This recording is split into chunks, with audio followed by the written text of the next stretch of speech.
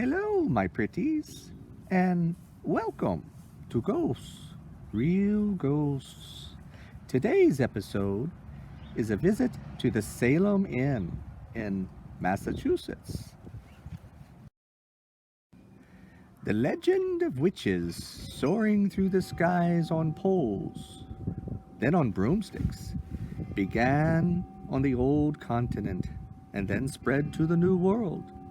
Your friend Abigail never saw a ghost in Boston or Salem in the late 17th century, as history has told you, but I was, sadly, responsible for the deaths of over a dozen innocent persons that hanged on Gallows Hill in 1692. That was before my own life was taken from me at the young age of 13. But I returned to Salem and finally experienced my very first ghost through the eyes of my good friend, Danny Boy, here in what you call the 21st century. You might say it takes a ghost to see a ghost. Think about it.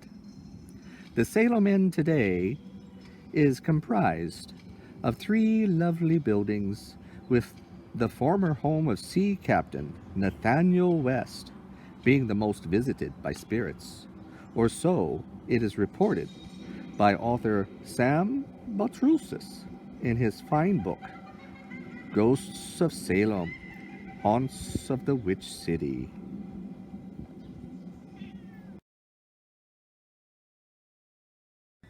West House is a federal-style mansion built in 1834 on land formerly owned by Jonathan Corwin, the witch trial judge, although not the bad one. In fact, you can see the Salem Inn from the front door of Judge Corwin's house.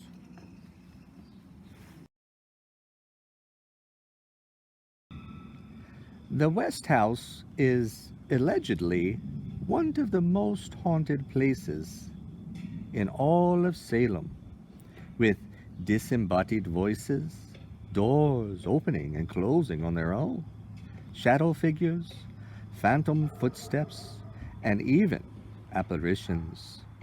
Captain West himself is believed to haunt the upper floor of his former mansion, as well as that of a prankish child that runs up and down the empty halls. So much energy, those childish ghosts. A lady spirit has been reported in the basement, peering out onto the courtyard from what has been described as a creepy basement breakfast room. But the room is cozy and charming and serves the most wicked omelets and a smashing cup of coffee. Here, take a look.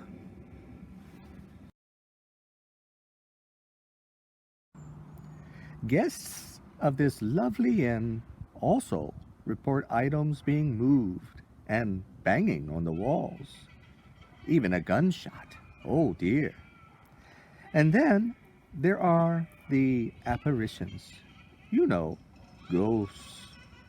A woman sometimes sits at your bedside at night. We all get tired, dear. Nothing to fear, but it might give you a start. Some have seen a dark figure in a long coat and rain hat. Salem is on the seacoast, my pretties. Doorknobs turn, voices ring out, and a lovely woman, some call Catherine, sometimes visits. Such a pretty name, Catherine. It's so nice to have visitors. When you come to visit, ask the staff for a ghostly room. Room 13, of course, and 17 will be mentioned. My own experience occurred in the haunted room.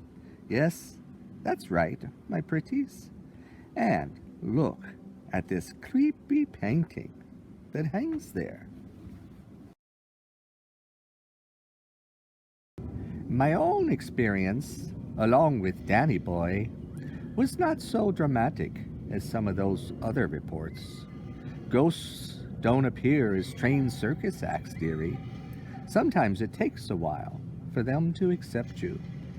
Danny and I were sitting in a room, the haunted room, with all the windows closed, when a pair of eyeglasses jumped 4 inches into the air on the wide window ledge.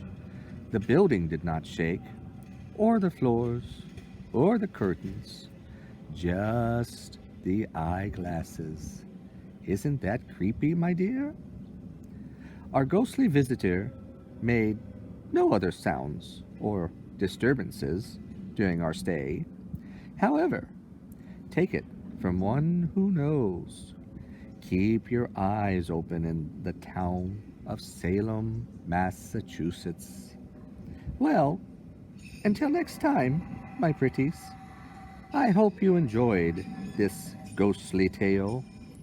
Please remember to subscribe and share our Real Ghosts channel and to visit those places we discuss. Ghosts get lonely too, you know. Ta-ta for now.